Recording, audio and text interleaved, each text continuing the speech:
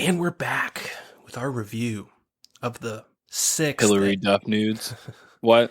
Ooh. Let's talk after the podcast, but back to the intro. We're here with the sixth and final season of The Expanse. And the creators would describe that final season as the following. The solar Hillary system. Duff removes her clothes slowly.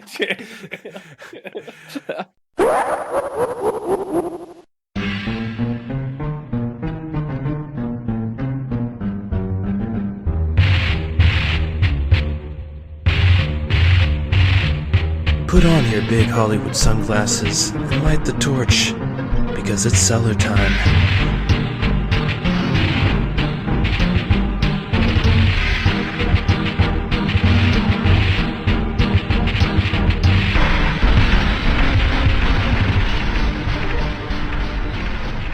Welcome to the Crack Cellar. As the prophecy was once prophesized in a truck stop bathroom, I'm Two-Spirit Penguin Daniel. And I'm the master of all casters, Broadcaster Nickels. And today, Broadcaster, we have some hot Hexen news. Are you ready? Are you ready, Broadcaster? I'm hot for all Hexen news.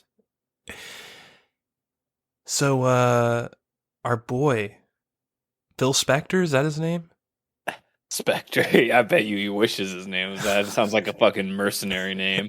I was going to say, it sounds like like a James Bond villain or something. Spencer. Yeah, he, I mean, not him, but, his company, Microsoft, has purchased Activision Blizzard from Vivendi, whatever that French oligarch company is. They sold it. They sold Blizzard off like a fucking damaged goods, man. Like a streetwalker past her prime. Probably because they were running it into the ground. I've never seen such a huge corporation like lose grace in such a short period of time.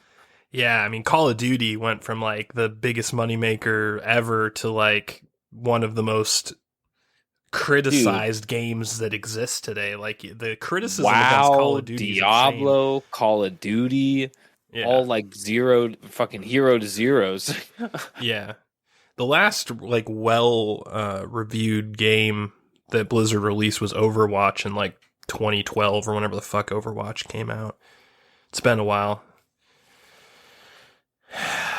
But the real interesting thing about this whole deal, Broadcaster, is, you know, our boy Phil Spector, as I like to think of him now, went on the media rounds and started doing interviews. And he did an interview with Washington Post, of all people. And they were just, having a casual conversation. And just like sort of unprovoked, he just comes out and he's like, yeah, I'll make $1 billion IP. He's just like, yeah, I mean, I don't give a fuck about Call of Duty. I'm more about like, Spyro the Dragon and Hexen. And I'm like, what? What just happened? Yeah, that's what's up. Well, the guy has kids, dude. He knows what's up. He's just like, fuck this Call of Duty pussy shit. These guys are ready for some Hexen, bro. Where's that Skylander? Dude, think about, dude, and honestly, both those games resonate with me. Seeing like a modern day take on Spyro the Dragon, not some like lazy half-assed like AA take on it, but like a like true to form, like hyped as you were for the original release back in the PlayStation days, like see something like that. That'd be dope. Just saying. It's been a long time since I've heard the words Hexen uttered in public. This was no fluke. This man knows Hexen. Like he did. This wasn't like, hey, secretary, go find some like games that they used to make a couple years ago, so I can say we're gonna bring all these. No, dude, Hexen is such a deep, deep, deep cut that. I mean, it's not that deep of a cut. I mean, if you're Hexen an game old came out in like 93 game. Yeah, but I mean, like, I was born in 90, and Hexen's a huge part of like, my childhood. So, I mean, like, people. I think if you're even remotely a PC gamer at all from the 90s, you know about Hexen. Because it was one of the few really good games that any computer could handle almost when you were a kid in the 90s on a PC. Because PCs were like, I mean, like if you didn't have a couple $1,000, you didn't like really have much going on in the early 90s or even in the late 90s. I mean, Gateway started come HP and Gateway came around and you could, I mean, what was that Gateway you had in Pinedale? That was that was a Pentium 2 266 with MMX technology, Broadcaster Nickels. Yeah. And how much did that cost? God, it was like, I think that computer was like $2,400. Yeah, exactly. So it's expensive. Like, yeah. I mean, even like, I mean, that's more expensive than buying a pre-built with a 3080 in it today. Mm-hmm. I mean, that's ludicrous. Yeah, there is kind of a horseshoe effect going on with computers because they started really expensive, then they got cheap over time, and now they're becoming expensive again. It's interesting. Yeah, expensive for two different reasons. So yeah.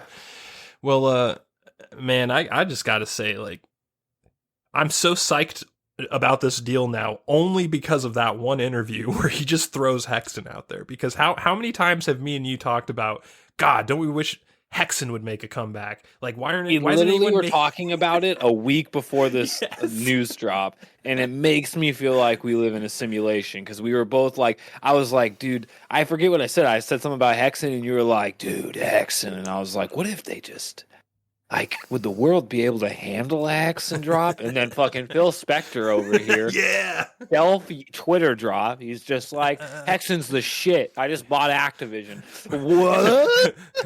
My first day in office, we're making another Hexen. Yeah.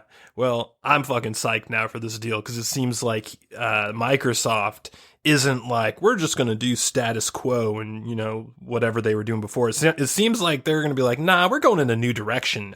You remember killing zombies and skeletons with a black magic on a fucking 13-inch 256 color display, motherfucker.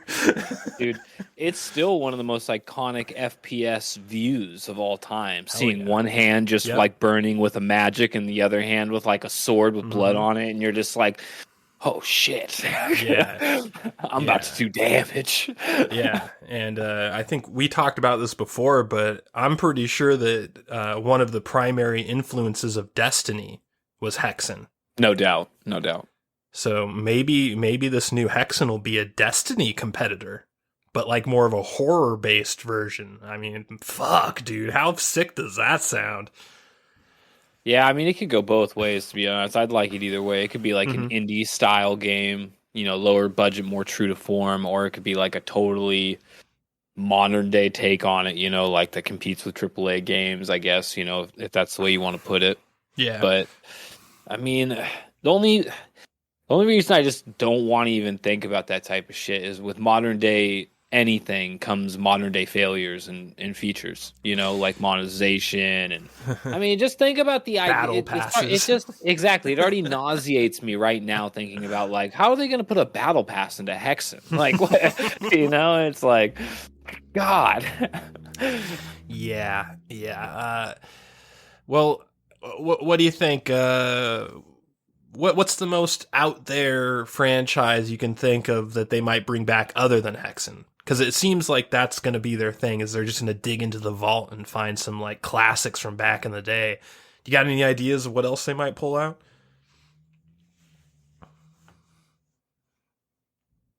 Brave Fencer Musashi.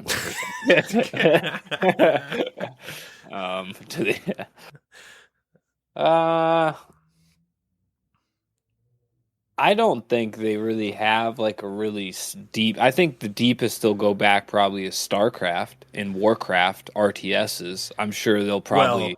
Well, it's interesting you say that because but, when the reveal first happened, when they showed like all of the franchises on their little banner when they announced the purchase, obviously they didn't have room for everything, but they conspicuously chose Starcraft as one of the emblems on that limited banner to show.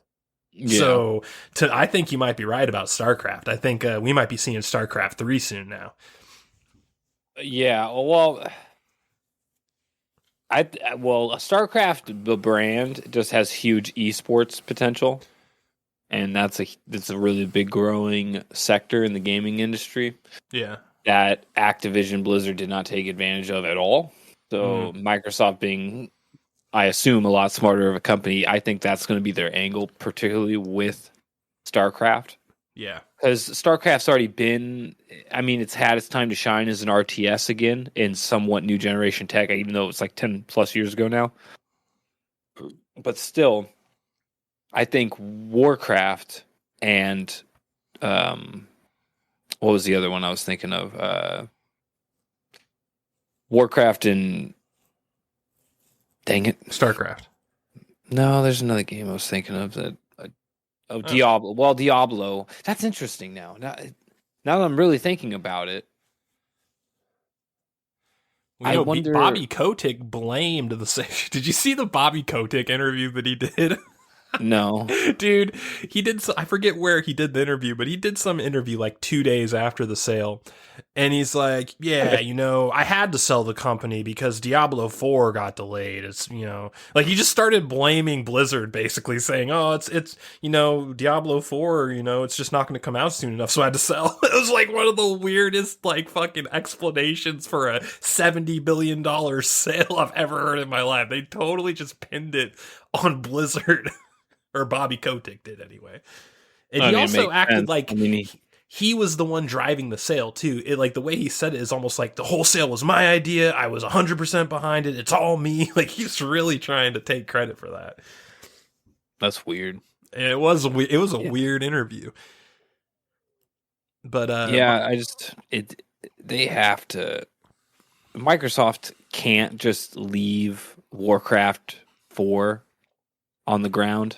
They can't leave Diablo 4 on the ground. They can't leave StarCraft 3 on the ground. They can't leave Call of Duty on the ground. They could. I don't think anyone would miss it, but they're probably not going to leave it on the ground. There's a lot of like huge titles that people expect to keep going, or even titles that have been in hiatus that are considered big to now start back up because of this merger or acquisition, that I don't think there's a lot of room for really old games that we haven't seen in like decades, to really come back anytime soon, I guess is what I'm trying to say. Because like that's a lot of shit. Like even for Microsoft, because they still have all their stuff, they barely got fucking Halo Infinite pushed out the goddamn door. Yeah. Well, another thing from that Bobby Kotick interview is he specifically mentioned Guitar Hero, and he claimed that and I heard different at the time. Like I heard when Guitar Hero got canceled and they stopped making them, it was because sales started to plummet. But he claimed it had nothing to do with sales, and it was that it was too expensive for them to manufacture the controllers, the guitar controllers and the drum, all those things. And he said that they were losing money on it and they couldn't expand factories to make money on it. So they just gave up on the idea. And he said that with this deal, he thinks that Microsoft can leverage their capacity in factories. I don't know exactly what special factories Microsoft has, but he was acting like, oh no, now that Microsoft owns it, they're going to start pumping out Guitar Hero again, which I found really weird. Well, it's easy for Microsoft. They make consoles, and they're in the console and controller business. True. They have the industry ties to actually make that happen. I guess that is. Whereas Activision, Activision was just a company that made games. Yeah. What else? I think Lost Vikings might be a dark horse pick. They might bring back. I mean, they go down the indie route with those type of games, though, because they got Game Pass and they have a whole fuck ton of indie studios behind them, too. Yeah. What do you think about the whole... studios want to become bigger. They want to eat. What do you think about the whole union thing? Because right as this deal went through, all the Activision studios started to talk about unions, and I guess Raven Software is like officially trying to unionize right now. Right after the sale happened. Do you think that they see some weakness with the whole deal, and that like they know that if they do it now, they'll allow it because they don't want bad PR while the sale's going on? Because a lot of people think there's going to be antitrust scrutiny from the federal, the FEC or whatever. There will be. There is no doubt about it. That's why when I talked about that photoshopped Arthas or Spartan armor, I said Omnicorp because like anytime there's that many names coming together, antitrust is definitely going to get flagged. Yeah. It's weird though. I don't know if has there ever been an antitrust against a video game company before, or would this be a first? I can't think of maybe Sony, but maybe it might not been actually video game related because Sony's so big. Yeah. They might have had to face some type of antitrust lawsuits, but well, I know I doubt it was anything to do with video games. That's where my mind goes. Back in the day, Microsoft did have some antitrust stuff going on, but they got past it and then it just kind of vanished. You talking about the movie with Ryan Phillippe? And Tim Robbins, man, that's a classic, dude. It is a classic. Classic. Last question about this, broadcaster. What do you think the Sony response is? Because there's a lot of desperate fanboys on the internet that think that Sony's going to release Bloodborne on PC now, and I'm just like, okay, dude, sure. Well, that's going to get him. That'll show him. Already announced. It's already happening. Yeah, Blue Point's working. Blue Pont or whatever is already working. Is that confirmed or is that a rumor? I thought it was confirmed. I've never seen a confirmation of that, but it's possible I just missed it. Well, I think it started with a leak. I heard the rumor. There was a bunch of Sony exclusives getting remade for the PC. And then there was like another leak talking about like the banner they would all be released under, I thought, which made it seem like it was more of a real thing. Yeah. Like it was like some type of service that they were going to introduce into the PC market or something. I don't know. Like, yeah, because Xbox has done that. Like, you can basically get the entire Xbox environment, quote unquote, on PC now, and just play with all Xbox players on like every game. It's interesting. I mean, well, yeah, the Xbox runs on an altered Windows platform, right? That's what it is. Yeah, basically, yeah. So what do you think Sony's actual response is going to be to this? Do you think they're going to pull some like dramatic move, or do you think they're just going to watch it unfold and see what happens? I mean, I don't think Sony really gives a fuck. I mean, Sony's huge. Sony's like, it's not just a video game company. I mean, they have like their hands are in many markets. They're also in like, they got way closer ties to hardware manufacturing than Microsoft ever will. I mean, when it comes strictly down to video games, they might be sweating a little bit. They're like, oh God, our video game repertoire is fucking becoming diminished because of this acquisition or something like that. But as far as money goes, I still don't think Microsoft really competes with Sony, do they? Sony Entertainment? The Sony at large? No. Yeah, the whole umbrella. The PlayStation department of Sony, maybe. Maybe. See, like that's I mean, still not that good, right? When you're talking about like one sector of Sony might be getting a little pressure from Microsoft. Yeah. So I mean, I look at it like that, but in strictly video game world, yeah, I mean, it is kind of quite the one up. But well, yeah, I mean, you'll have to see what they do with those IPs because we've seen this over a few times over the past 10 years. I mean, let's rewind, shall we? And go back to Bungie leaving Microsoft and making Destiny, the 10-year game, the first 10-year roadmapped game, right? Yeah. Where did that go? You know? Where would those promises lead? 10 years fucking later, almost. They're gone. They're not even a part of Activision anymore. And now Activision's going to Microsoft. Like I said, the snake eating its own tail. Could you imagine if Bungie wasn't let go by Activision and then fucking basically Microsoft bought Bungie back with Activision? That would have been so funny. I would have laughed really hard. Yeah. All right, speaking of laughing hard, broadcaster, there's a brand new show coming out on Peacock. You know, the hottest streaming network in the business, the Peacock channel. Peacock. Peacock. And That show's called Joe versus Carole, Broadcaster Nickels. Are you ready to preview a generational talent? Like, what's her name? The chick who ruined Ghostbusters? She's a generational talent, right? Yes.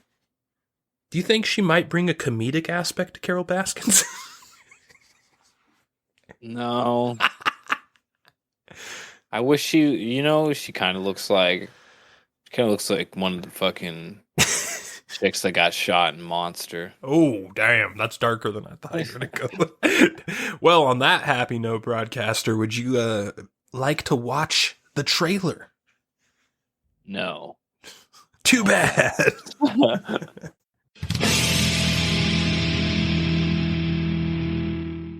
What's that? You want more Crack Cellar? This is good. Join your lords on Twitter at The Crack Cellar and Facebook.com/The Crack Cellar. Hey, you over there. Are you a straight-up Chad or a strong woman? Well, you can find us on Apple Podcasts and your favorite podcasting app. Or, if you're a straight-up beta cuck, find us on YouTube with the rest of the Cloud Chasers.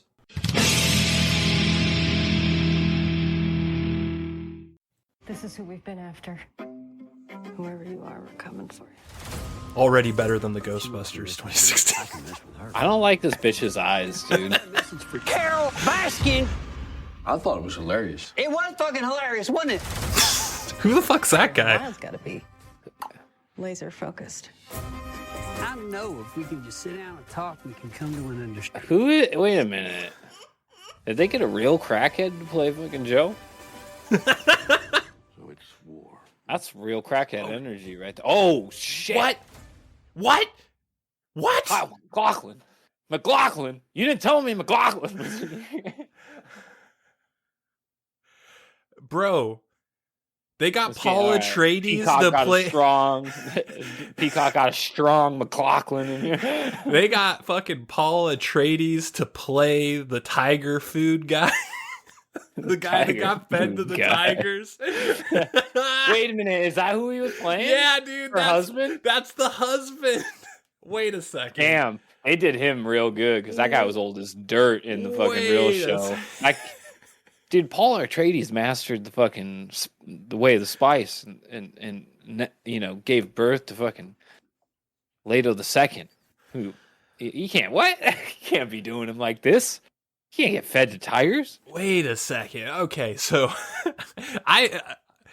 so this is like wait a second. So they're making a comedic television show that takes place during the period in which she allegedly murdered her husband and fed him to tigers, and then they cast an Paul. ongoing investigation, isn't it? Yes, that is Isn't life wild?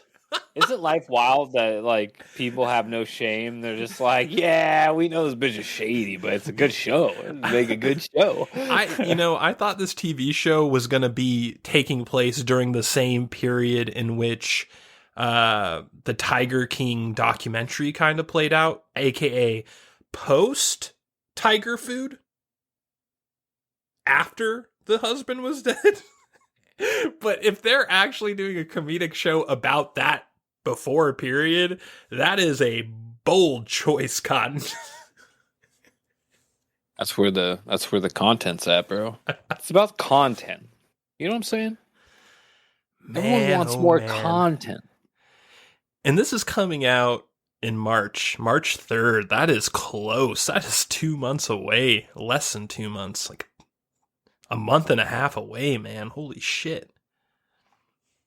The chick that plays Carole Baskin, she's one of the like reasons why SNL is terrible. I don't think Like, she's she on is- SNL anymore, is she? Well, good. That was a strong move. Yeah, it's just like But- Kenan Thompson and the rest of the cast of All That now. What? I'm just kidding. That would be Corpses cool. of actually. all that are on SNL. That would be cool if, like, for one episode on SNL, they just completely replaced the cast with the grown-up All That cast. God. You know what they should really do? They should quit. Shut it down. Man, shut it down.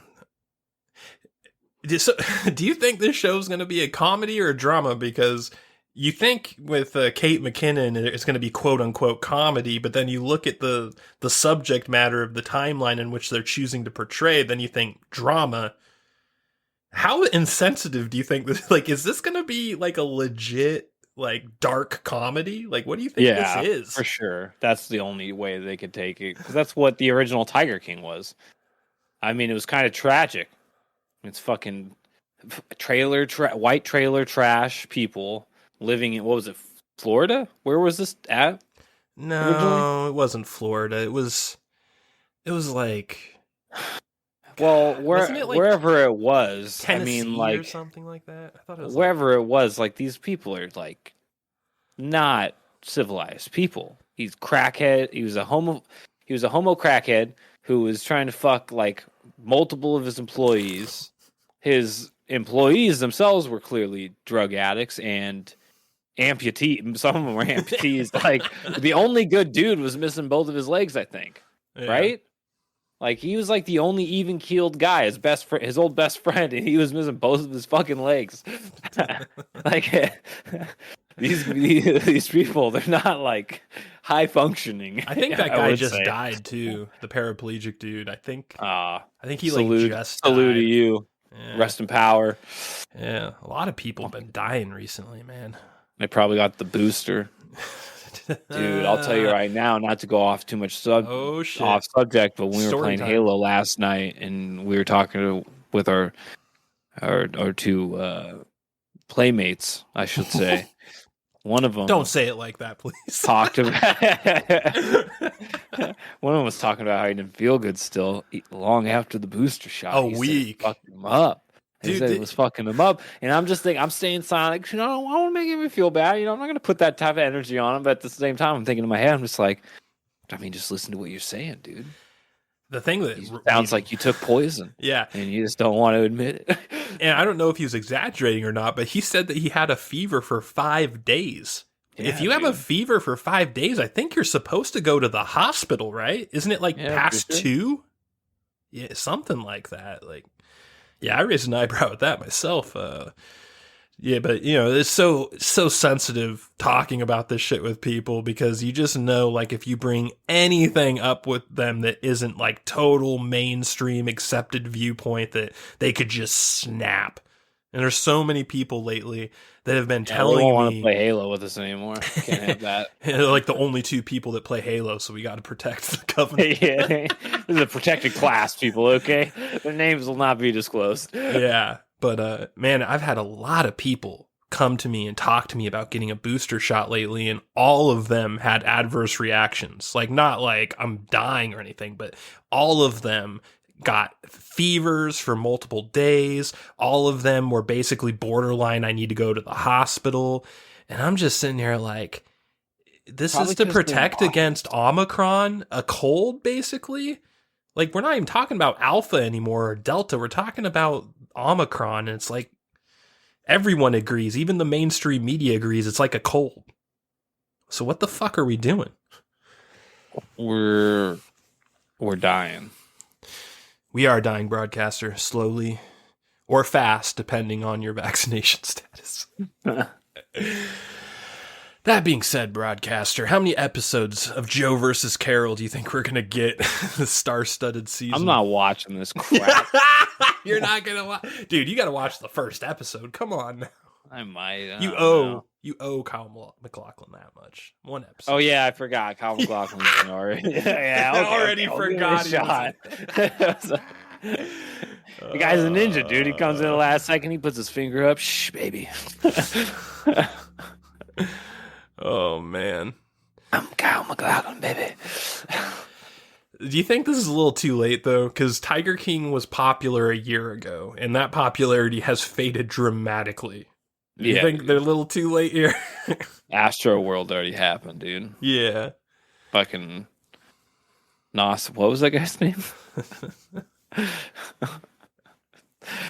Damn, I'm forgetting the guy's name now. I was going to make a joke. I was going to say Kendrick Lamar has been canceled, but it's not canceled.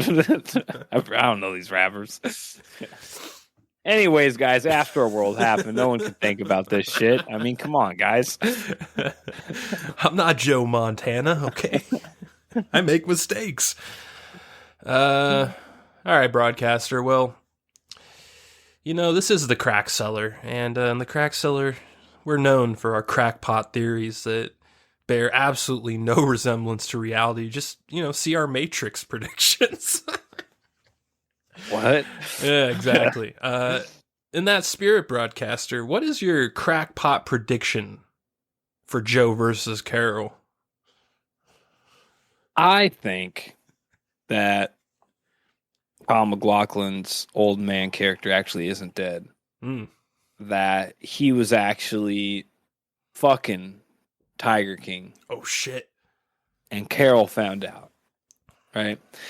Come a little closer, kids. That bitch found out that Kraken Tiger King fuck was pegging her man. She couldn't have that. So she chopped him up and fed him to the goddamn sharks. I mean, the tigers.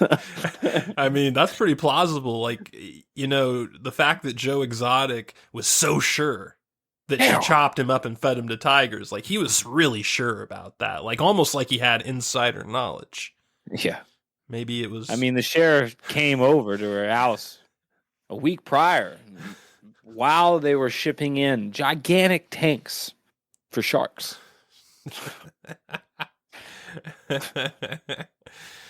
Well, why are you doing this, Carole? I'm a shark lover now. And my husband is too. Maybe even a bigger one than me, she said.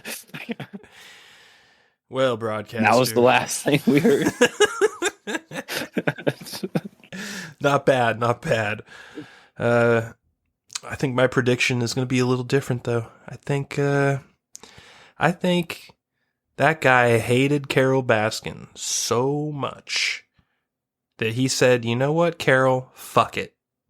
I'm going to give you everything. You get everything." And he even made up the story about him being fed to the tigers. Like, listen, we're going to start this rumor that you killed me and fed me to tigers, but nothing will ever happen because I'm not going to be dead and they'll never find my body. So you're cool. I'm going to Guadalajara. Close. I'm going to South Korea and I'm going to manage K-pop bands. I think this motherfucker is the manager of BTS, and he's like a fucking multi-million-dollar man now. And BTS? Someday, it's like the most famous K-pop band in the world, and I'm proud that you don't like know One Direction. Yeah, they're like the One Direction of South Korea, I guess. I don't fucking know. I don't get into K-pop, obviously, for obvious reasons, but I think that he is the manager of those fuckers, and someday in the near future, BTS is going to be on stage somewhere in America, and they're going to like, "We have a special guest. We want to introduce you to our manager." And that motherfucker is going to come out with like a king's robe on and a crown and be like, "I'm not dead, bitches. I'm rich. I'm rich. Fuck you, Carole Baskins. Fuck you." He's just going to drop the mic. Who's that Iron Man villain? That Chinese Iron Man villain with all the rings? Yes. The Mandarin. He's gonna come out like the Mandarin. Yes, exactly. I am Lord of BTS. Each kid's he's gonna absorb each kid like fucking Ivan Ooze and just turn him into like a ring, and he's just gonna be like, exactly. He's gonna be like, "Hey, Kel, remember that little rinky-dink $10,000 tiger cage I left you? I own a quarter of South Korea now, and Kim Jong-un is my homeboy." Nah, dude. Someone's going to pass him. Mick Foley's going to pass him the mic on stage. Salute. Rest in power. he's going to raise his eyebrow like the fucking Rock. He's like, "I'm coming for you, Carole Baskin." Yeah. And then out of nowhere, Paul Bear is going to come from left stage, and he's just going to raise the urn right next to that motherfucker and do that little face of his, and then the Undertaker music will play, and they'll slowly walk off stage together. I was listening to some other podcasts, not as good as ours, but another podcast. And, he was talking about how he looked like Paul Bear. He's like, "I got strong Paul Bear energy." I fucking died, dude, because as soon as I said it, I saw it, and I was like, "Dude, you're going to get old old and look like Paul Bearer. Oh man, No doubt about it. I think Tim Pool has that going for him as well. The Asian Paul Bearer. Yeah, I think Tim Pool is going to look a little bit like Paul Bearer when he gets older, but we'll see. Speaking of Broadcaster Nickels, are you ready to get to our review of the final season of Expanse? I am. What's left of it? And we're back with our review of the 6th and final season of The Expanse. And the creators would describe that final season as the following. The solar system is at war, as Marco Inaros and his free navy continue to launch devastating asteroid attacks on Earth and Mars, as the tensions of war and shared loss threaten to pull the crew of the Rocinante apart. Christian Avasarala makes a bold move and sends former Martian Marine Bobby Draper on a secret mission that could turn the tide of the conflict. Broadcaster Nickels, as you probably recall, I despised season 5 of The Expanse. I think it was one of my lowest rated reviews of our previous season. I was not a fan at all. I don't like the Marco Inaros focus the show took in season 5, and I am sorry to report that season 6 keeps that focus. What do you think? What were your feelings, generally speaking, on this final season? It's definitely the worst, in my opinion. And I don't think it's the worst as far as like storytelling, and I don't think the 5th season was really bad as far as it's just the pace. Like nothing happened. And it's 6. I don't want to go too far back into the 5th season, but how many episodes was the 5th season? 8 or 10? It was 10. It was 10 episodes? I believe. Yeah, so 10 episodes, and it really felt like not a whole lot happened. No, I think that these 6 episodes had way more stuff happen than all of season 5. But it's still in a very short period of time. Yes. Like, I feel like the first 4 seasons expanded, no pun intended, so much on so much ground from the books that it kind of ruined it for you going into season 5 and then ultimately into the final season 6. Yeah. It just like it was. I kept on looking because I knew there was only 6 episodes, and I remember being on. I think the episode was Force Projection or something. I think that was the name of the episode, Force Projection, and it was just such a bad episode. It was just drama going from ship to ship, and it was already halfway through the episode, and I was like halfway through the episode, halfway through the series. Wow, bad. Like this is crazy. Are they just and then the final episode is my favorite episode because not only is it the end of this bore fest, but it actually had a good amount of action in it and a lot of the what do you call it, the aha moments that kind of Expanse is good for, like these tactical battle plays that you as a viewer don't really even see coming because you're not a fucking soldier. You don't fight in space and stuff. But the way they like think about 3D maneuverable combat and like the portals and the alien technology and all that stuff that we don't think about in a combat way, they really try to use to the best of their advantage. And I think that last episode was the only time I got that feeling, which is why I watch Expanse in the first place, because those ship battles were dope as fuck. Yes. I think that the final episode is probably my second favorite episode, but it was a good one for sure. Let's just, there's only 6 episodes, so let's just kind of go through it from the beginning. The first episode is called Strange Dogs. And what did you think about this episode overall as a first episode? Because usually a premiere episode and the finale episode are usually, generally speaking, the 2 best episodes of a TV show. It's not always the case, but like that's kind of the standard. They're at least strong. Usually the first and last episodes are at least strong, if not the best. I thought that this first episode sucked balls. Yeah. It was really lame. It felt like it was just a recap. I mean, right off from the beginning. Recappy. Very recappy. Yeah. And I think that's what it honestly was designed to be. It was supposed to be a recap episode, which just sucks. It's like in a how 6-episode final season. Yeah, like that's just terrible. It just kind of shows you that there's a lack of like want to even cap the series off in a respectable way. But it was just boring. Like right off the bat, you get the Marco Naris recap, literal recap, and it's like, dude, how many times have I seen this intro? I think 3 seasons now. I've seen Marco Naris do that goddamn speech or something like that. Yeah. But so that immediately kind of put me in a bad mood. And then I don't know, just seeing Naomi still being like right off the bat, you're put in the middle of the turmoil after Alex's death, the pilot, and which wasn't in the books. I just want to remind everyone that is not in the books. He is supposed to be piloting this ship in this season. We'll talk about that more later, but I just want to reiterate for those who don't know, he was killed for political reasons.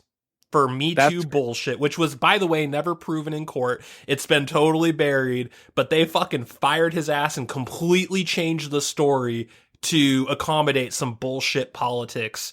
How about we let the courts decide? Dude. How about we just fucking let the courts decide? That's such a shame, because he was my favorite character. He was great, dude. He was a space cowboy. He was like Cowboy Bebop style character. I fucking love that guy. Coolest, dude. Hell yeah. But it just seemed preposterous to me that between season 5, his death, and 6, the beginning of season 6, they were still mourning over his death. Mm-hmm. Like, we're just getting a direct continuation off of season 5. There's been no time lapse since this whole thing. But there was. That's the weirdest thing. Yeah. Like, they clearly had a time lapse. Like, they're talking about the fallout of the asteroid or the comets hitting Earth, with the dust debris contaminating the atmosphere and all that crap. So there's clearly a good amount of time that's passed. I think it was like 186 days or some shit like that. And they're all still fucking just mad at each other over Alex fucking essentially doing a suicide mission. Like, he knew what he was doing.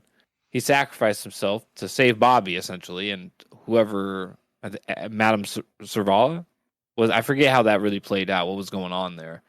But that ship was spinning out of control, and it was contrived nonsense. But nonetheless, like, it's not like anyone on the ship was even a part of the situation until later, when Bobby actually came on the ship, and everyone was chill with Bobby. Mm-hmm. The one person that was a part of that situation. Yeah.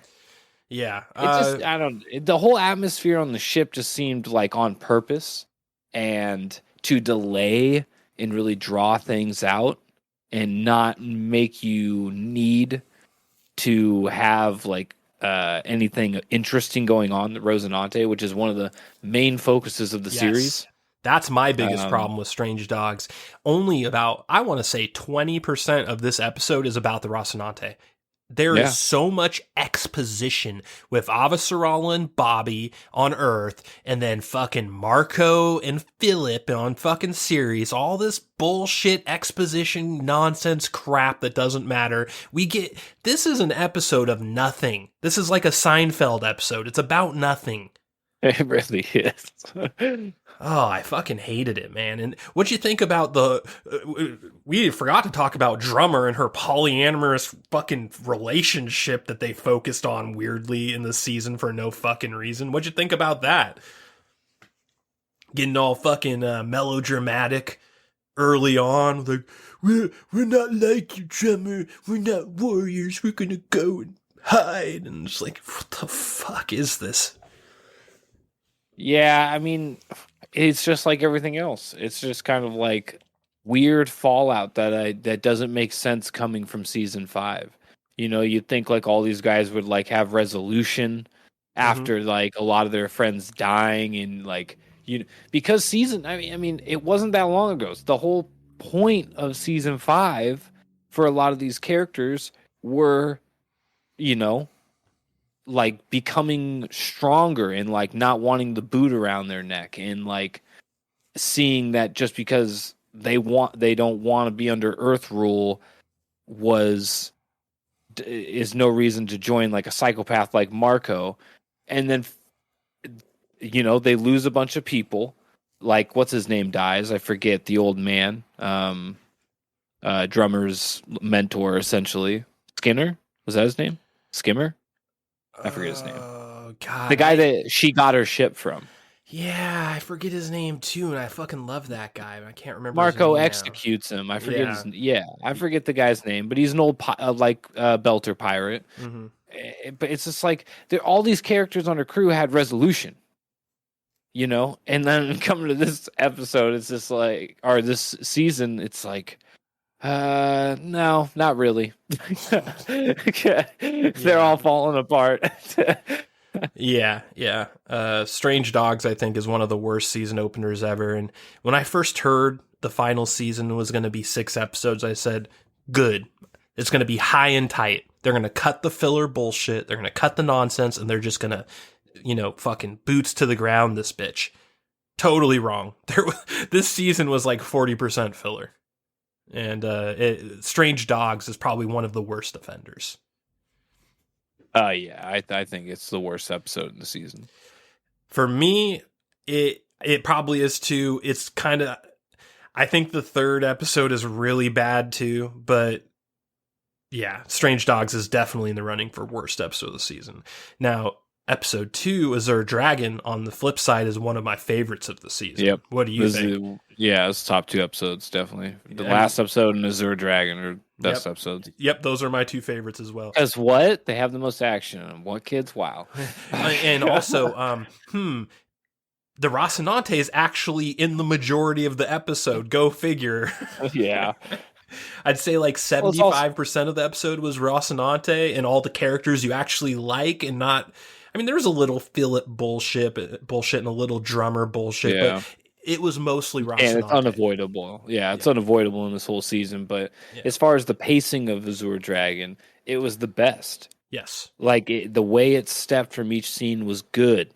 The premise of the series was good. A derelict, like, I don't know what you call it, like a science-esque vessel that had a bunch of like sensor arrays that they would want, is just floating out there. I forget what they call it, and like whatever the like gravitational belt that's just they call it darkness or something. There's like void, or I forget what they call it, but it's something like that. It's just floating out there.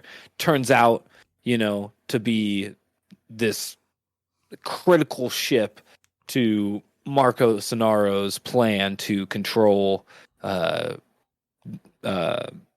comets going to Earth.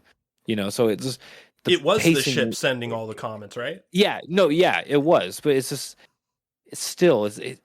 the way they go there thinking one thing, and then they find out it's a lot bigger of a deal. There's a chase. They get, you know, all of it was nice. Yeah. Everything else, I mean, almost every other episode was just political bore. Mm-hmm. It seriously, like almost every episode. Yeah, Azure Dragon had the least exposition, I think, of the entire season. It was very boots to the ground. What I thought the whole season was going to be like is what Azure Dragon was like. I also liked the fact that they sort of just threw in the discovery of like the alien ghosts in the wormhole in this episode is sort of like a throwaway part that ends up being like the key to the entire season. Oh, you talking about the Planet 2 B-side storyline type of thing? Yeah, like they discover who Naomi actually makes the discovery. She finds out that there are ghosts in these portal wormholes, the gates, that eat the ships and take them into a different dimension. It's very like Event Horizon style. I love that. I love how they kind of just sprinkled it in as like this sort of like, we're just going to throw this in. Maybe it means something, maybe it doesn't. And then it ends up meaning a lot towards the end. I like the way they threw it in without a whole lot of fanfare. Like they didn't have to like make it all pomp and circumstance. They're just like, we're just going to like write this really tight episode and just throw this little breadcrumb in for you to kind of whet your appetite for what's going to come in the future. This episode really shows you what the show could have been if they didn't go down this weird road. Yeah, a lot of the episode's time just didn't make sense to me. Like originally what I thought you were talking about was that side storyline down on the planet in the Ring 2 Planet B or whatever the fuck they called it. That didn't even make sense to me. Not at any first. of that. You know, like they wasted so much fucking time with that. It is unbelievable. And they were just showing the ship up in the atmosphere every single fucking episode. I don't know. That shit pissed me off to no end. Yeah. But when her brother came back alive, that was pretty awesome. Yeah. Well, I don't want to say anything because there are 4 books past this. And I know there are going to be people that listen to this review that haven't read the books yet that are either going to wait for hopefully a new network to pick the show back up, or they might read the books. So I won't say anything specific, but I will say that side story you're talking about is very important for the future that we will probably never see in the TV show. But I'll stop there because it's very spoilery. But when I was watching it, I was like, I can't believe they actually put this in, because this is like, it's kind of torture. Like, anyone who knows is like, why would you show this? Because you're not going to show what's going to happen after. And anyone who doesn't read ahead or doesn't know is going to be like, what the fuck is this? Like, your reaction. Like, why am I looking at this? What is this? I just really wish season 6 didn't happen, because it really would have benefited the series and whoever wants to pick it up in the future if this season just didn't happen. Yep, I agree. Because you could build something extremely better, even though they made poor decisions in season 5, like killing off Alex Kamal. They could still make something far, far better of what season 6 of the potential of season 6. You know, I kind of hope that someone does pick this show back up and they declare season 5 and 6 non-canon, and they pick it up from season 4, the end of season 4, because that's where this show should have ended. Oh, that'd be cool. They just started out with Thomas Jane like in a wizard robe, and he's just like mastering the universe with his hand, and he's like reversing it. And Kamal comes back. What a roller coaster ride this has been, man, because season 4 was so fucking good. And then you get 2 follow-up seasons that are there. It's not that they're not as good as season 4. They're not even a fraction as good as season 4. It's just a disgrace. Dude, the Expanse season 4 is like Raised by Wolves good. It is. Those are on the same level. Like when I first watched Raised by Wolves, which I think is a better sci-fi show, one of the best sci-fi shows ever. Sadly, just so everyone we can establish this and everyone knows. Season 4 of The Expanse is on that level, though. It's the best season they've ever produced. Yeah. Yep, but instead we get the fucking Marco Inaris Chronicles, just like the most boring part of the Expanse books. It's just like all the focus, all this bullshit, and it's just sad. It's sad to watch what happened. And speaking of sad, let's get to episode 3, Force Projection, Broadcaster Nickels. Which is not... let me just say, I was once taught force projection by a young Jedi named Bro Jiden. He liked to rub my legs. He also smelled my hair on occasion. I glisten in the sun.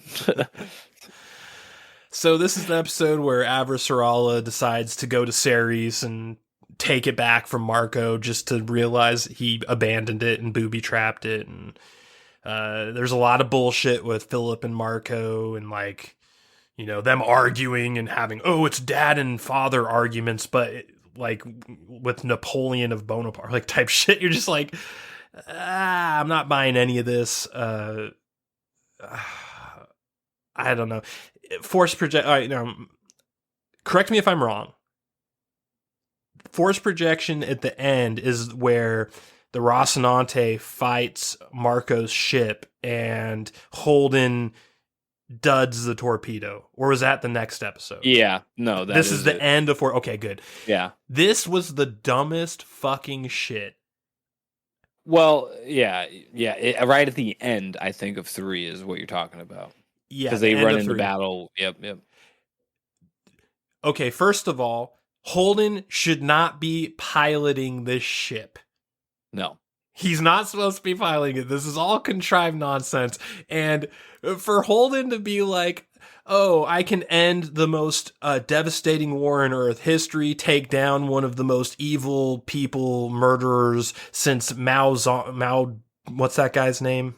Mao Zedong or whatever insert, Stalin, whoever you want to compare it to. Like, Marco Inaris has killed, in this universe, has killed more people than most of the dictators in Earth history.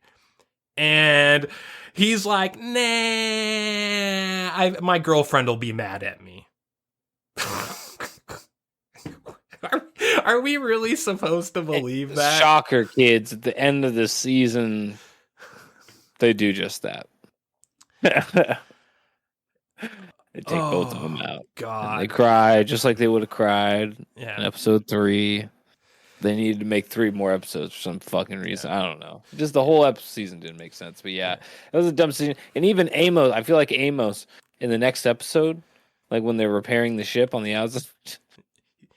The Amos even I like know him- would have thrown him off. He'd be like, you're Yeah, done, and he's- just thrown him into space. He's like, hey, Cap, what the fuck? And he's just like, you don't even know what you're fucking doing anymore. And like, Holden just sits there. It just didn't make. It just kind of showed you how creatively bankrupt the plot was. It's just like, you're right. I don't know why I didn't shoot the bad guy. I thought there was going to be like some crazy bombshell dropped in that conversation. Like Holden was like knew some information that no one else knew, but no, it was just like, I don't want to upset Naomi. It was the cuckening type. And you know what? The way Holden got all Her like, evil ass son. Yeah. The way that Holden also like got up in his face when he asked him about it was so unbelievable. It's like, dude, Amos would break you in half with his pinky, and you're like this little chihuahua barking at a fucking Rottweiler. His It's girlfriend's like, shut the fucking X-23, dude. They're a power couple in this universe, dude. You got nothing on them. Oh my god. Oh, I know, dude. And I just, you know what? While we're on the subject, Clarissa Mao is a good bright spot of this shit season. She was really good. I liked her in season 5. In fact, if you recall, when I gave my only positive part of season 5, it was the Amos Clarissa Mao story on Earth. That was the only part of season 5 I liked. Literally. Yeah, for sure. That was a really good part. And Clarissa Mao she's great in this season. The actress that plays her is really good. All of her dialogue is good. She was one of the better parts of this season again. So props to her. What was that chick's name from Wayne's World? Cassandra? Oh yeah. Also the chick from True Lies.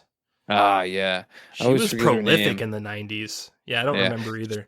The chick that plays Clarissa Mao reminds me. Yeah, she could be her daughter. Yeah, it could be. Good call. Good call. She is kind of reminiscent of her. So Force Projection sucked ass. Most of the episode was about Avasarala and politics and Ceres Station and a bunch of really cringy dialogue, by the way.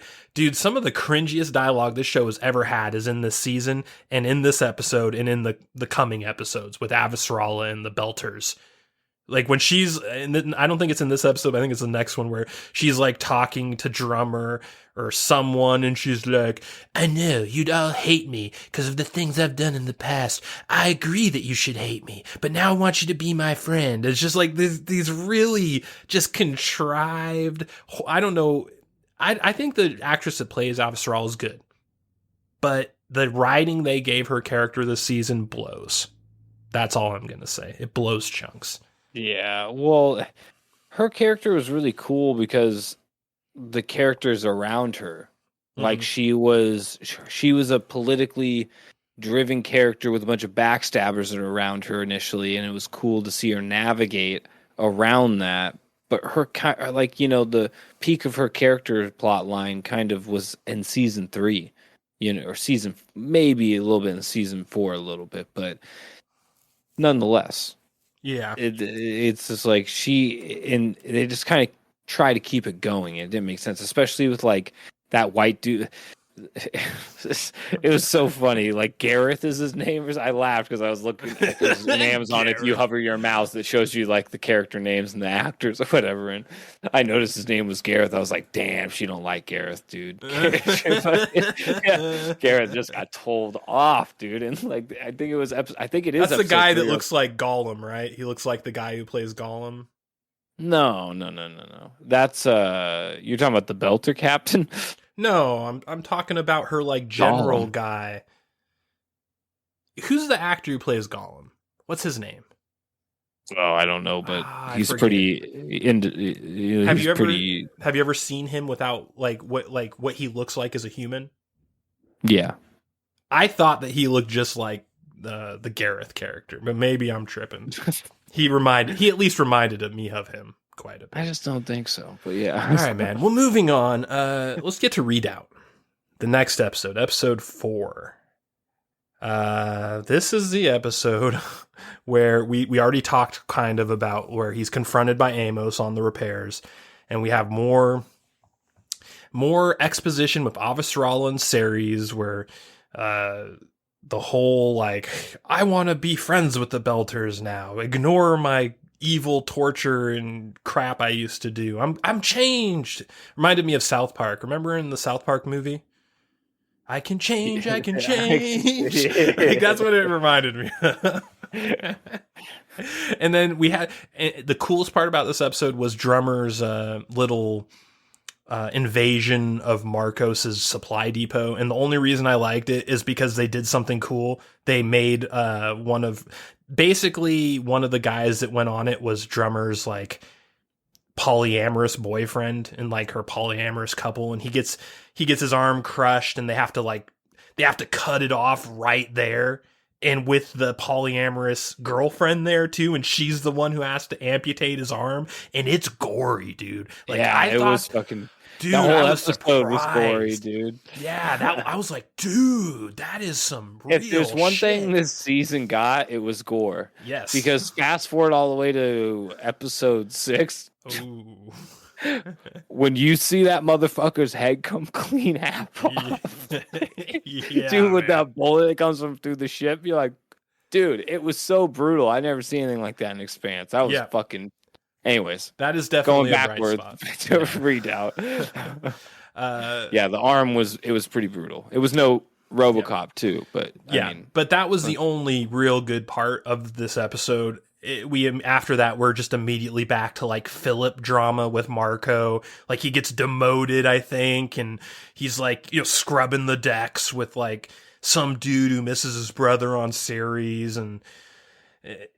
God, I hated all that. And it's like the dude, like he tried to communicate with his brother and gets caught and he gets put in jail. And then Philip's like, why'd you do that, man? And he's like, I miss my brother, dude. And it's just like, that whole thing. It was all filler again. Like there's so much filler in this season that was unnecessary. Let's skip the fucking verse and let's get to the chorus, man. Like, it's a 6-episode season. It's a final episode or a final season with 6 episodes in it based on a book that's long. It's a long book, man. That's why it just seems so unnecessary.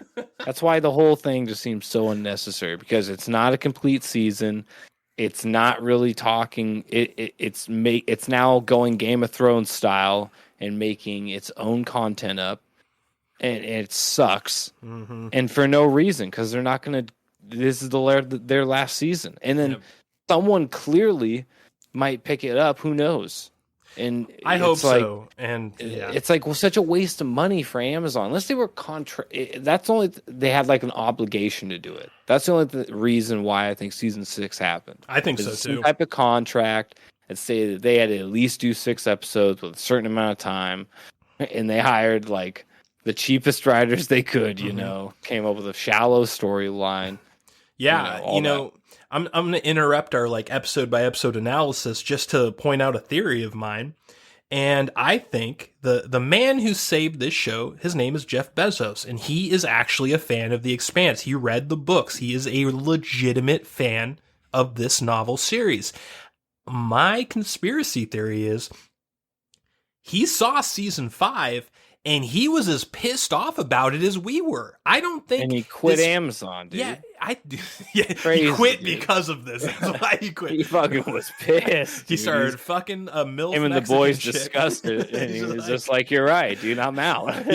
Yeah. I really, really think that he didn't like the fact that they fucked with the source material so much in season 5, and he said, "You know what? This is it. You get one more season to try and redeem yourself, but we're done because you're not being true to the source material and you're ruining it for politics." I don't think Jeff Bezos is like some based dude. He's probably left wing. He's probably on board with a lot of this shit. But you know what? He liked this series, and I think that he was as offended by these changes as we are.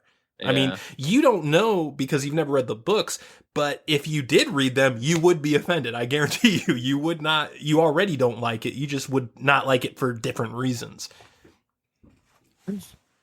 So that's my theory. I just think I'm reading fucking halfway through book 1, Marco Naros dies. I'm like, oh, what? Not quite, but you know what? I would highly recommend that you read the series. It is really good, and you will scratch your fucking head at some of these decisions in the TV show. You will. And it's a great series. I'm actually thinking about rereading from the beginning. But anyway, back to the analysis here. We're on episode 5 now, Why We Fight.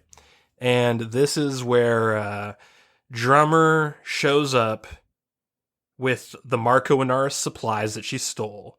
And then she starts having like this a female version of a bromance with Avasarala.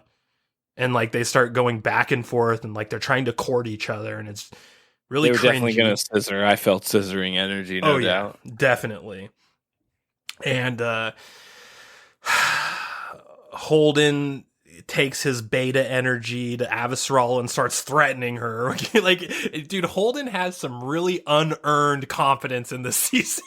Yeah, the way and I he gotta talks to say, dude, the guy Avasarala, that holy plays shit. Holden, he's starting to look like he's dying of radiation poisoning. Like, bro, are you all right? Like, I don't want to make. I hope he's not actually sick. I feel bad if I'm making fun of him because he's actually sick. But it's like, Jesus Christ, dude, get some weight going. Yeah. Well, I mean, at least it's realistic to space. Space.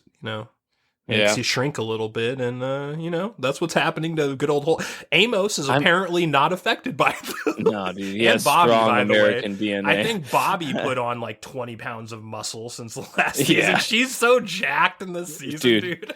I forget her name, Frankie Robbie or something like that. Frankie something, but she a big girl. She powerful. Yeah. Frankie Adams, like she was big from the beginning, but I swear to God, in this season she looked like she was on steroids. Like she was thick. And man, so The only bear that could tame Amos. so this episode sort of becomes like I'm gonna go convince Avasarala to do something. Then Avasarala sort of like turns the tables, like, no, I'm gonna convince you to do something. And then she gets Holden to go fucking try and convince Drummer to work for Avasarala. And there's like all this like political exposition that's super boring. And this is my favorite part about this episode, and it's like kind of in an ironic way.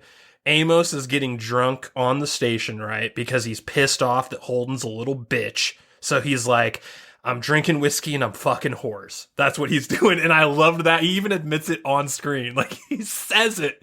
And I'm just like, yes, thank you. I didn't think it sucks. At least they're leaving Amos alone and not ruining his character. But the thing I liked the most about it is that Bobby shows up and she's trying to get some, man. She's trying to get Amos to hit it, dude. I was like, damn.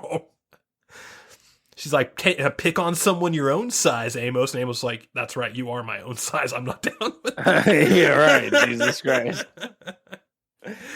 Bobby, you are the size of a giant man.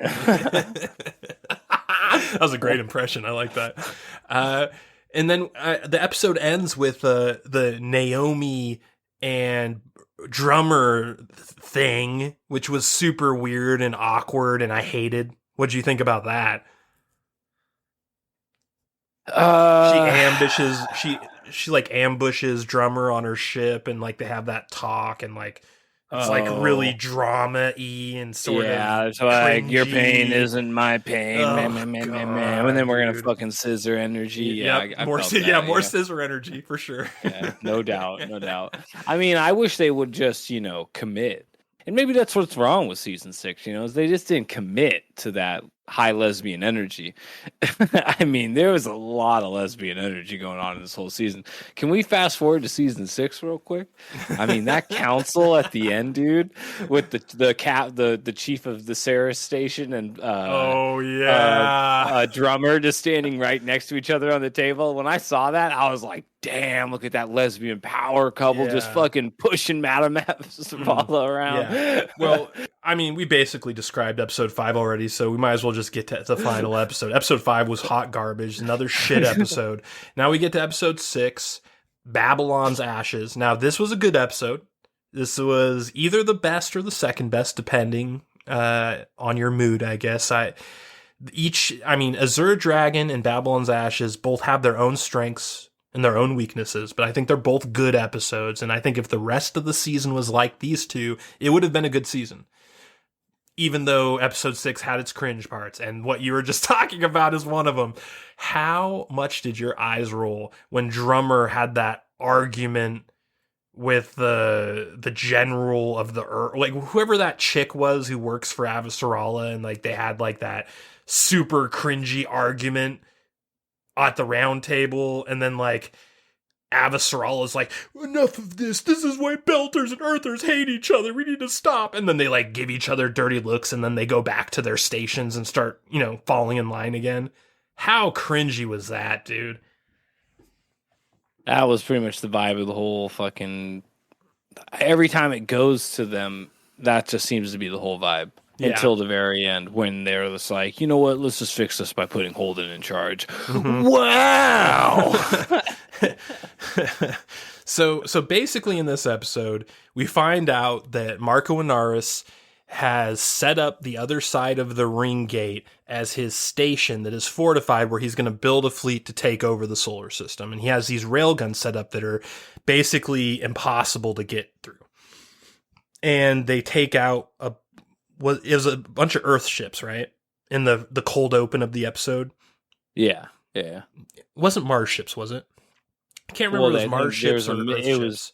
They were the MCRN ships. Okay, it was Mars ships. Okay. Yeah. So they take out a bunch of Mars ships, and then they find out, oh shit, Marco Inaris is beelining it for this gate, where he is about to just sit tight and build an army while, with perfect defenses, and we can't let him get through this gate. This is some of the best plot storytelling of the entire season, because we have this premise, we have a chase, we have a confrontation coming, we have strategy, we have two sides coming up with strategies, one to beat one to stop the other. And there's very little exposition compared to the rest of the season. There's a lot of action, there's a lot of space battles, and I just want to throw this out there. I don't want to talk about like the weird side story behind the gate with the little kids and the alien dogs, because it's hard to talk about it without spoiling future stuff. I just want to give them credit for the depiction of the revived kid, the kid, the little brother that died, that the dogs revived. It had some real Pet Cemetery vibes going on. I loved it. I can't talk about it more than that. I just want to give them credit for that. I loved that shit. I loved that they took him to the parents with his black eyes. I want a hug too. I just love that. I want to give credit to the parents for not being generic fucking story parents. Oh yeah, in Hollywood, they're just like, "Come to me, Charlie." We accept like you. That guy took a knife. He's like, "Fuck no, that ain't Zahn, kid. Everyone stand back. I'm gonna cut him." I without saying anything about what it means and what it is, I fucking loved all that shit. But back to the Marco Inaris War. This is where things get kind of interesting. So the defense plan becomes, we're going to basically drop ship a bunch of space marines onto these railgun platforms to sabotage them. I really liked the way they depicted this. I think this was some of the best special effects they've done since season 4. It definitely was. It reminded me of like ODSTs just getting dropped into the shit from the Halo universe. It was just like dropping onto a railgun platform. It was dope as fuck. Hell yeah. Yeah. And even though the action, I'd say, on the platform itself was pretty generic and not that great, the concept in itself was super dope to see played out. Yeah. And what ends up happening here is they find out, like, that whole alien ghosts living in the gates shit that we get breadcrumbed in episode 2 becomes the pivotal factor of the season. They find out that they can trigger these aliens to bring... We aren't... In this show, in this season, we're not clear on what's happening when these quote-unquote alien ghosts come and take a ship into a different dimension through the gate. We don't know what's happening, but they find out they can trigger it. And they use that to take down Marco Inaris' ship. And I have to say that the effects that they used when they triggered that, and they show him, like, fading into like red dust as the alien ghosts take him into the other dimension. Oh man, I loved that. Well, they did that in season 5 too. They had that same special effect. Did they? Yeah, that's what happened to that fucking Mars captain with his ship. Did they show it like that though? Like the way they framed like it and that. everything? Yep. Wow, Yep. I don't even remember that. Well, I'll give them Remember credit for the that. shitty captain with his fucking zealot lieutenant girlfriend? Yeah, those two. They had that happen to him. Well, I'll give them credit for keeping that effect then. I really like that effect, and it was dramatic within the storyline because we see... first of all, it's cathartic because I'm so done with Marco Inaris. I'm so pissed that he just like destroyed the last 2 seasons of this show. Seeing him die like that was very cathartic. Yeah, for sure. And Philip being there with him, I thought was like, they could have, you know, been like, oh, we're gonna do like this father and the son together going through, but instead they have him escape.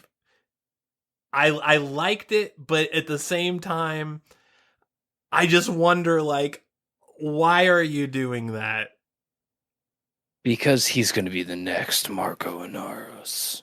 See, but the good one that likes his mommy, not his daddy. I would have rather Philip died and Marco escaped personally. Even though I hate Marco Inaris, Philip kind of pisses me off more. I don't know about you.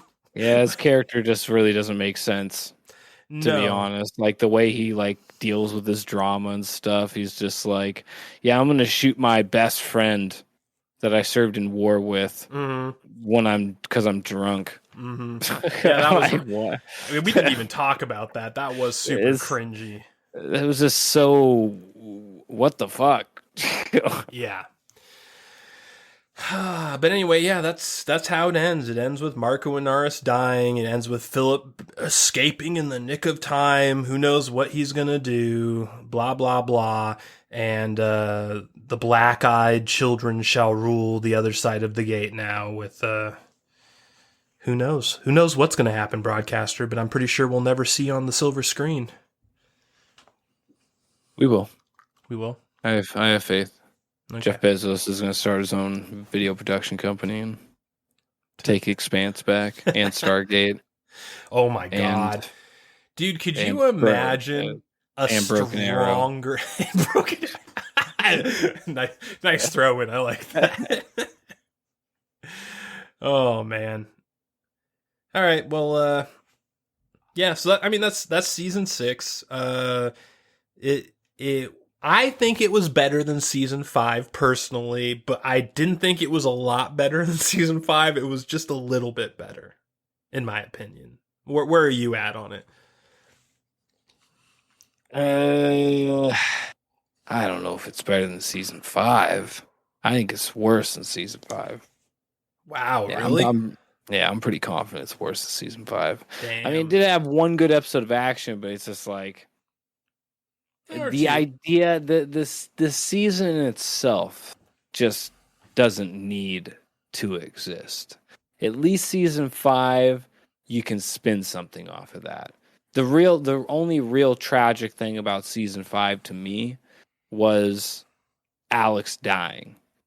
That was the unreversible thing, and then they had to spin a whole bunch of bullshit from that. Mm-hmm. So yeah, and by the way, I forgot to mention this, but they totally at the end position Bobby to be his replacement as the pilot.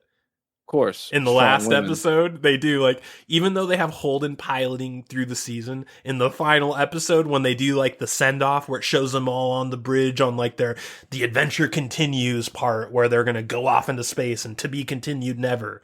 They show Bobby in the pilot seat, and I'm just like, man, that is so bad.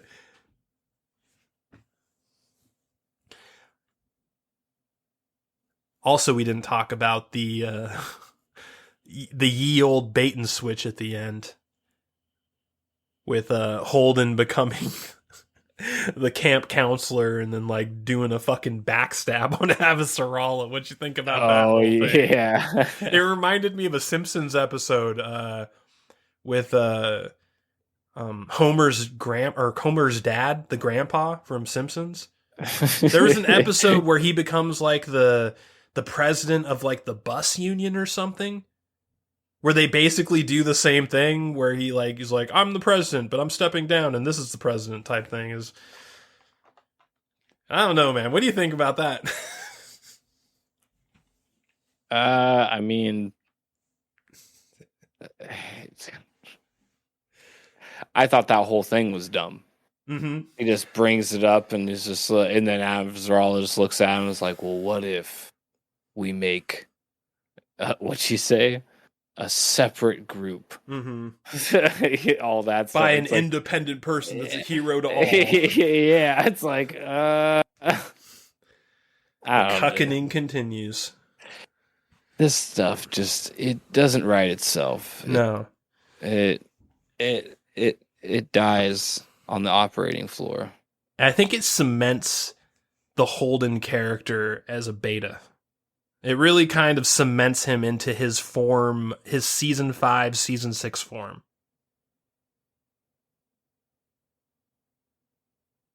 He's a little backstabbing bitch who betrays his friends, thinks he's better than everyone else, and almost doomed the solar system because he didn't want to anger his girlfriend. Yeah. Well, it's like I said, it's like all their characters have none of the resolve they had from previous seasons. It's like they all just kind of suck now that Alex is dead. Mm-hmm. Seems super weird. It is Broadcaster, and as you know, here on the Crack Cellar Podcast, we have a official, patented Ghostbusters rating system. Thought we were going with Anthony Fauci's system. Maybe in season 4, Broadcaster. On that system, Broadcaster, what do you rate season 6 of The Expanse? You go first.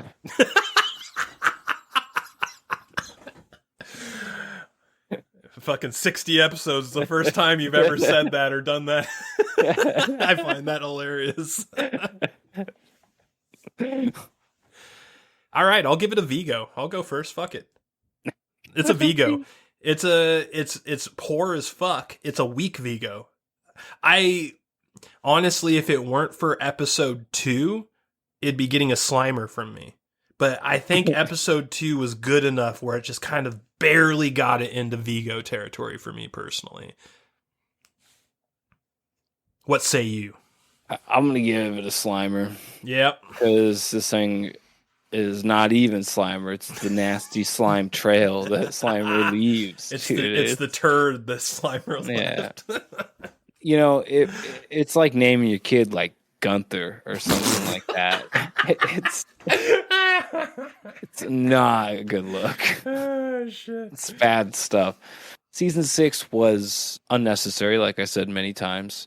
All the characters, like I said a couple times, lost all their resolve. They just didn't make sense compared to their previous iterations from other seasons. They clearly only had 6 episodes because they didn't actually want to touch on any of the stuff that was, well, I don't know, made the series interesting, like the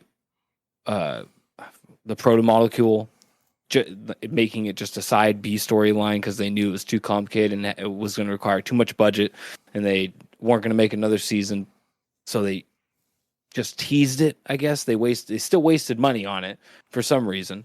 Just bad decisions overall, all around. Mm-hmm. Avasarala, like you brought up, just doesn't seem to even make sense at this point. She was like battling. She's become a caricature of herself. Yeah, exactly. It was like good. a parody of the character in itself now. Mm-hmm. Her walking around with the like outfits and the hairdos every scene, it was just like, God, like how much money is this chick paid? And all this, it seemed like a wacky shell of a season to me. Like in hindsight, if the series ever gets picked back up, it's really going to look like a scar, I think, on the whole IP. The IP. This is definitely not a $1 billion IP. No, Cliffy B is in the cave. He's hiding in the shadows. He's consulting the great Crack Rock as we speak. And with that, we'll close out. Do you notice the special effects budget went down again in this season, by the way? Yeah. It's like Jeff Bezos is like, that you know proto-molecule ship gets blurrier and blurrier. It does, man. It's so weird. You look at it, it's just like, I think Bezos was like, nah, your last season sucked. We're cutting your budget by 50%.